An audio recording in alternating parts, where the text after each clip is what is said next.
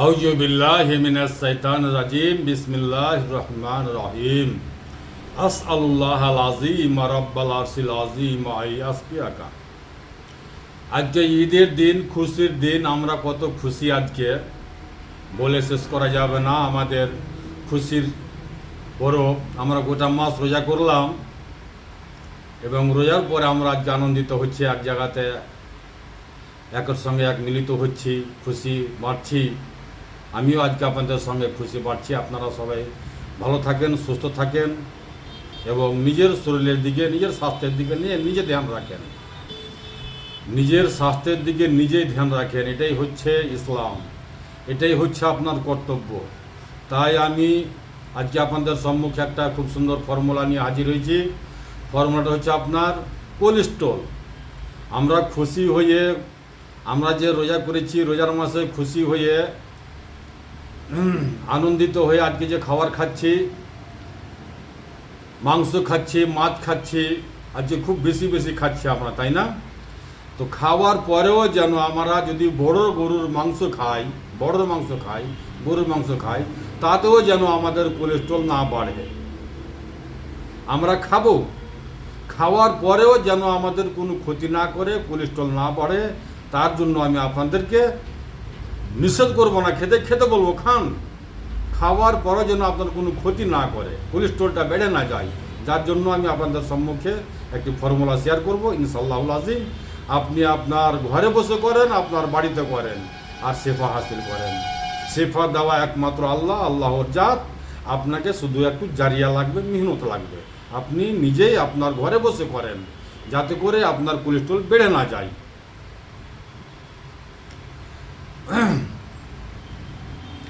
আল্লাহু আকবার, আল্লাহু আকবার, লা ইলাহা ইল্লাল্লাহু, আল্লাহু আকবার ওয়ালিল্লাহিল হামদ।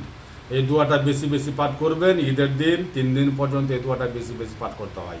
নবী করিম সাল্লাল্লাহু আলাইহি ওয়াসাল্লাম আমাদেরকে শিখিয়ে দিয়েছে। আল্লাহু আকবার, লা ইলাহা ইল্লাল্লাহু, আল্লাহু আকবার ওয়ালিল্লাহিল হামদ।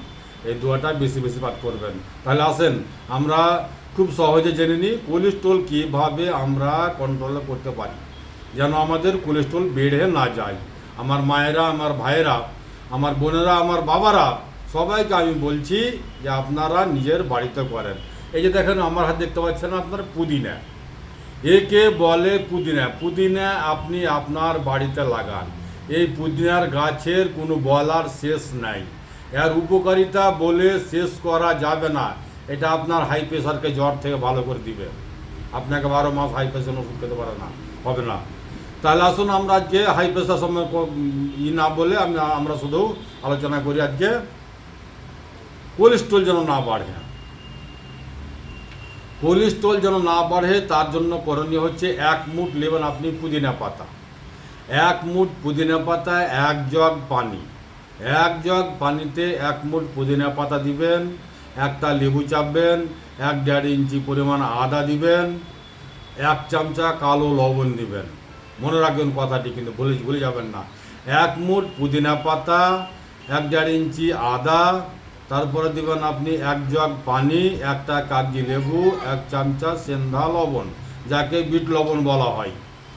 আপনি 1 জগ পানিতেই খুব সুন্দর করে মিক্সচার মেশিনে গ্রাউন্ড করবেন। বসো, মিক্সচার মেশিনে গ্রাউন্ড করবেন, জুস করবেন। জুস করে আপনি 1 জগ পানির সঙ্গে মিক্স করবেন।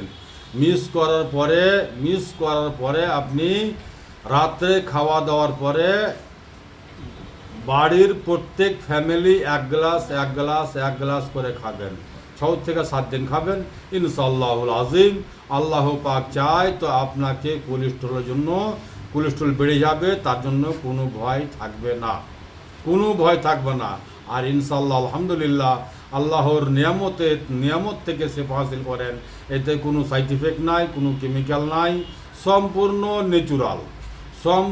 ন্যাচুরাল। আপনি আপনার ঘরে লাগান, আপনার বাড়িতে লাগান, আপনার ছাদে লাগান এবং শেফা হাসিল করেন।